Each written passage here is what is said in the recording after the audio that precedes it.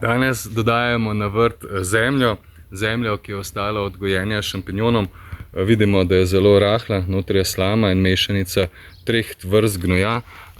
Raztresli smo jo kar po površini, seveda pa ta zemlja je prišla iz kraja Belke, v bližini Vrhnike.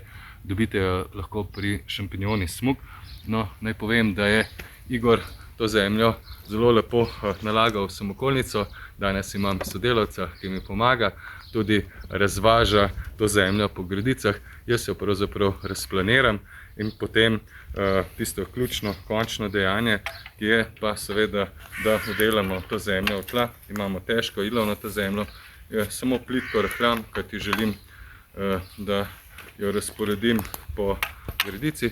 Potem pa bom, ko to končam, dodal še tanko plast zemlje za šampinjone po vrhu. Na ta način bo zemlja ostala lepa, vlažna, pravzaprav zelo prijetna in naslednji teden začnem s setvami in sajenjem.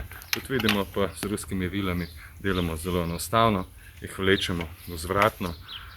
Vsi tisti, ki se zanimate za zemljo, za vrt, naj povem, da bom pustil telefonsko številko oziroma kontakt v komentarjih in kar veselo na delo. Pri nas je počasi že končano.